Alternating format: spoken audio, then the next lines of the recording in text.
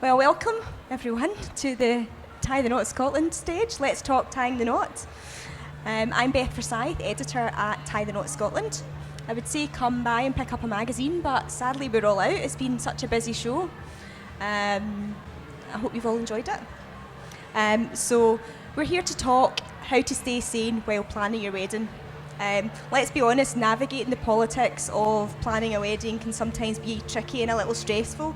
Not only might friends and family be throwing all sorts of opinions at you, there's things like dealing with family dynamics, table planning, awkward topics like saying no kids or no, you're not on the guest list to contend with. Don't worry, we've got an expert on hand to help.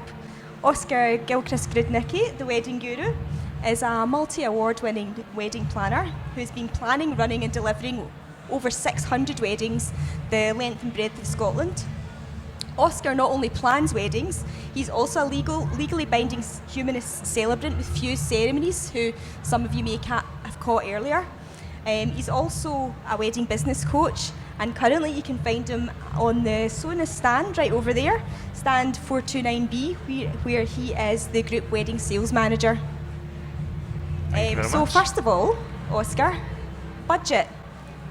How can you ask for financial support from your family?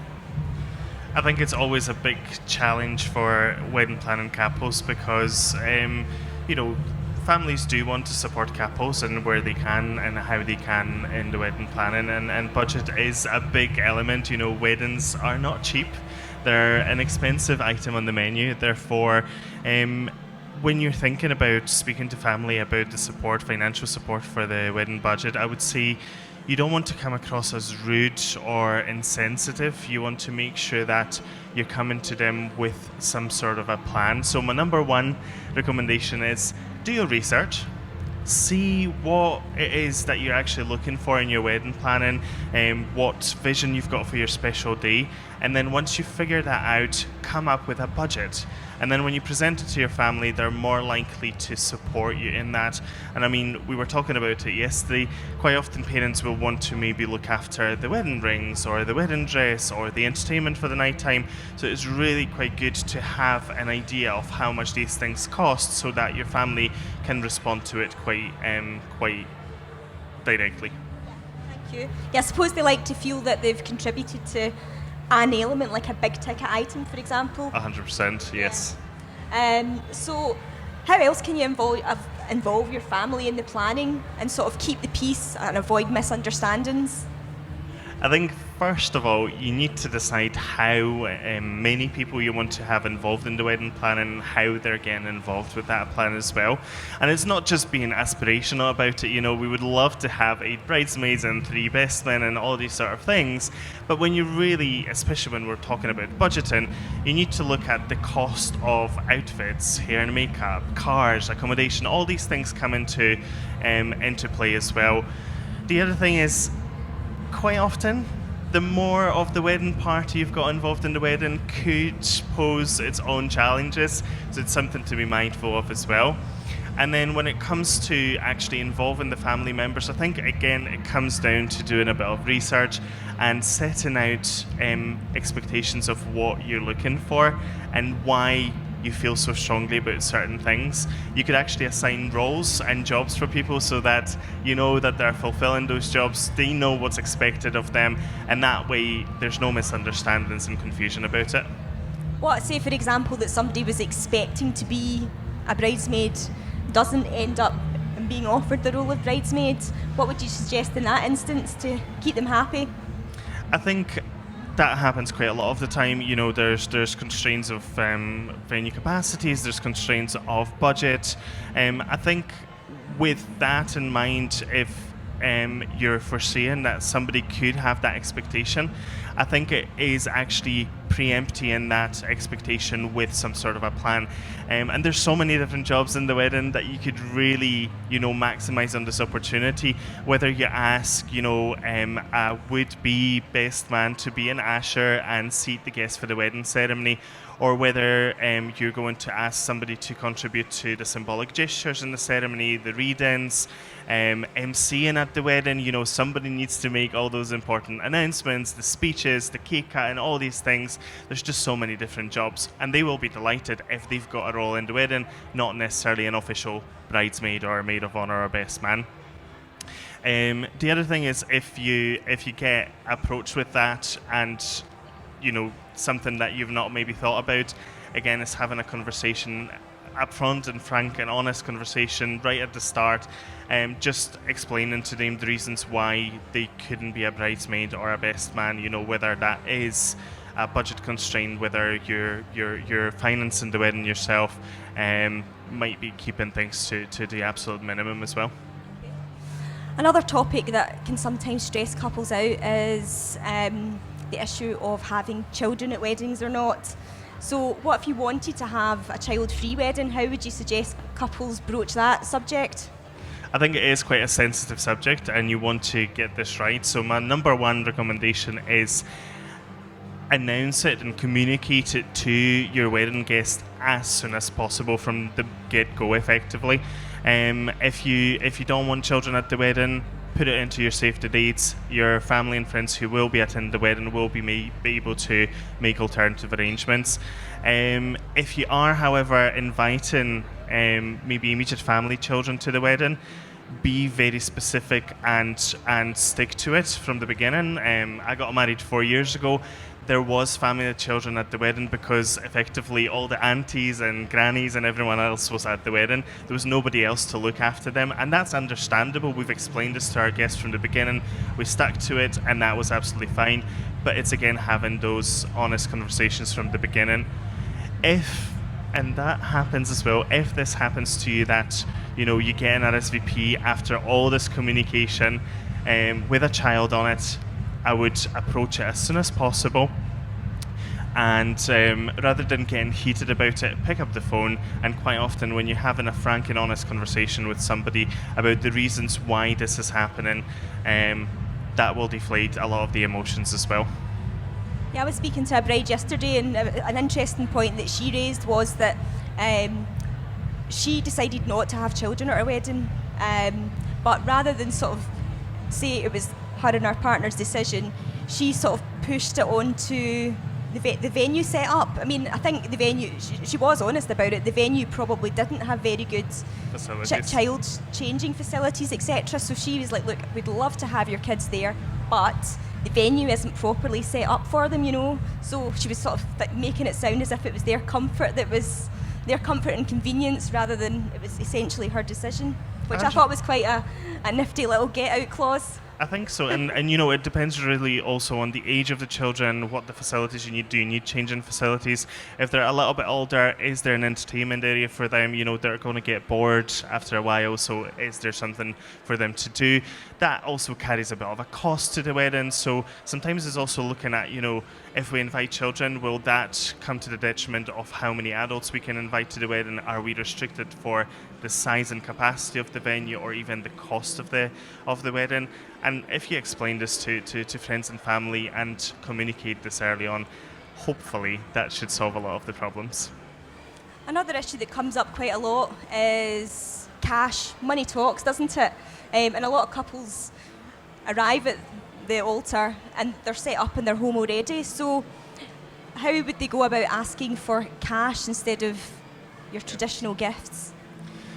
I think reality of couples, time to the wedding is that a lot of couples will have lived in together for a while, and they'll have set up homes together. They'll have all the amenities that they need in the house, and that's understandable. So I would say there's cash registry websites available out there, which you can put on your invitations as one of the forms there. The other thing that I would want to say about requesting cash is it's how you word it, but also explaining why you're asking for cash and what it is that you're going to be using it for, whether that's a honeymoon fund, whether that's a deposit for a first house, or whether that's house improvements, because you've done it all, you've got everything, and after the wedding you would want to renovate and redecorate. That's totally understandable.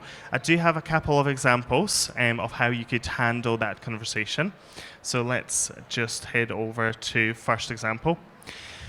The most important thing to us is that you're able to celebrate with us on our wedding day. However, If you wish to give a gift, we will gratefully accept a small contribution towards our honeymoon.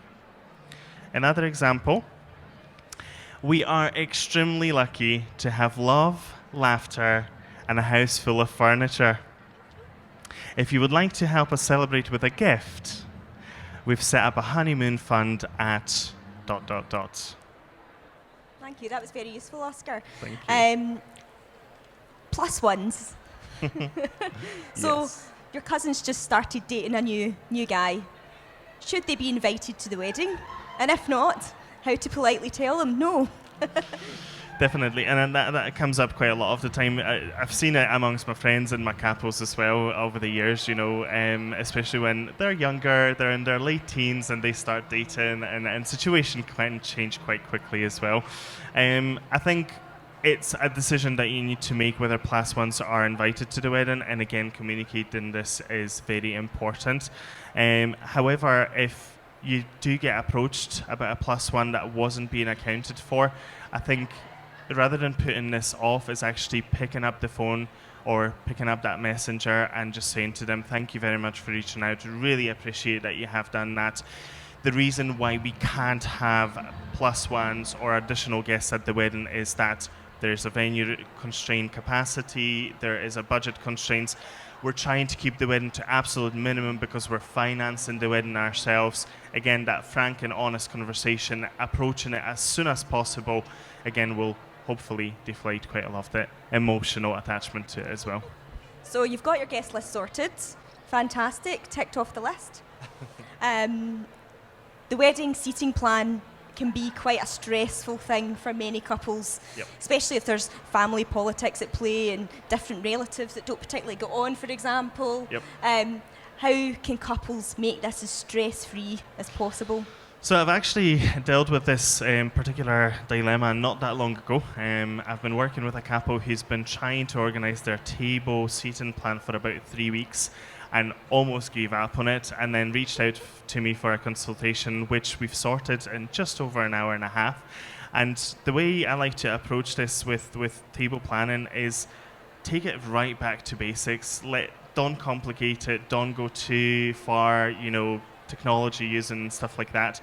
What we've effectively done is we've approached the venue for an example of a table plan for that venue, a bit of a layout, and then we figured out if it works for the couple. And then we literally drawn it on a big flip chart paper. You don't need to use flip chart paper. You could use A4 sheets of paper per table. I mean, you might have seen Friends, Monica planning her table plan with the little flags. That could do as well, but it doesn't need to be quite as elaborate as that. We've done coloured tabs or post-it cards, and we had family members or the wedding party broken down into groups. So we had the top table in one colour, then we had the immediate family in another colour, distant family, blah, blah, blah, different colours for each of the groups. And as we had this table plan laid out in front of us, that's when we started peeling those tabs and attaching it into the tables. So it's a lot more visual, and it was a lot quicker for them to understand how this is going to work and how these aunties are not going to be able to sit together because there's a bit of a family politic there. It worked, the magic. And just over an hour and a half, and we were all sorted with it. Okay, you mentioned a top table there. Say, for example, you don't want to have a top table. You're sort of ripping up the rule book and throwing a lot of wedding traditions out the window. How do you avoid clashing with family members over how they perceive the traditions, etc., and they're dead set, oh no, you can't do it that way? That happens quite a lot of the time. Probably less so these days, but even a few years ago, this was quite a big thing about, sticking to certain traditions in the wedding. And the way I like to approach this is that flip it on its side. When you're having traditions pushed on you, I would revert it back and say to them, I really appreciate what you're saying, but when you were planning your wedding and traditions were being pushed on you, how did it make you feel? Flip it on its side. It's all a lot easier when the foot is on, when the shoe is on the other foot. It doesn't work always that way. And the other thing is that, if family members who are having that conversation about traditions are saying to you, that's what's happening and contributing to the wedding, be empathetic with them and be understanding, but do reinstate the fact that it is your day and the reasons why you believe something is so important to you is X, Y, and Z. There's also a lot of opinions getting thrown at you when you're planning a wedding, so how do you avoid others influencing your decisions a bit too much? I think it also comes down, and I'll probably work like a bit of a broken record today, planning and research beforehand. The more planning and the more of a vision you set up in advance of the wedding, and you lay those expectations out to your family and friends who are involved in the wedding planning, the better. If you give them a bit of a boundary of what's expected of them, assign roles that they're responsible for, and they're not just doing things ad hoc, it'll be a lot easier to navigate that relationship and them to have the expectation of what you're looking for. Quite often I've had a couple, a bride was getting a little bit overwhelmed with bridesmaids' choices of dresses, and eventually what she said to the bridesmaids was, we're contributing so much to your outfits. This is the colour I want for. There's far too many requests from yourselves. Go and sort it yourselves. That's what I'm contributing. That's the colour I'm expecting. That's the length that I'm expecting. What you wear apart from that, I'm quite happy for you to choose and sort out between yourselves. Just an example. And temperamental bridesmaids aside, there's obviously it takes two to tango. So what about within the couple if they have very different expectations? How can they reach a compromise and common ground? Say one wants to splurge big on a 8-tier cake, the other wants to have an 8-piece band, but the budget won't stretch. How can they best compromise? I think there's a lot of compromising in the wedding planning. That's the reality of it all. Two people coming together with very different expectations and very different visions for it. I think it comes down again to sitting down and having that honest conversations of how I see my wedding day to be, how is one seeing the wedding, how the other one is seeing the wedding, and then iron that out before you start making the big decisions. The other way that you can manage this kind of compromise making exercise is actually setting wedding days and times rather than making rush decisions in a passing. You set up a time. Quite a lot of my couples work during the week and then spend wedding days on a Saturday or Sunday evening. They sit down and go through the entire communication and then make those decisions. If you do, however, start feeling a little bit heated about something, step back from it. Just take a bit of time and come back to it later. You'll see it from a completely different perspective because you could be feeling heated and a little bit overwhelmed with it. And when you take time to consider the other person's feelings, it comes into play as well. And another thing that I'd want to say on the subject of communication and compromising and optimizing that, setting up a common wedding email address is very helpful. Because when you think about it, in our personal inboxes, we get so much on a daily basis that it's very difficult to navigate and it could become very confusing. What's really good is having a common email address that both of you have got access to it, and the communication is a lot clearer across the board as well. Fantastic, thank you, Oscar. Does anyone have any questions they'd like to ask Oscar? Anyone with any questions for Oscar? No? Well, if anyone does have further questions, Oscar is literally going to be over there on stand 429A Sonas. He'll be here till 5 o'clock, for another 50 minutes. So please feel free to go over and chat to him. A big thank you to Oscar. Thank you, Beth. Appreciate it. Thanks for your time. Much appreciated. Thank you.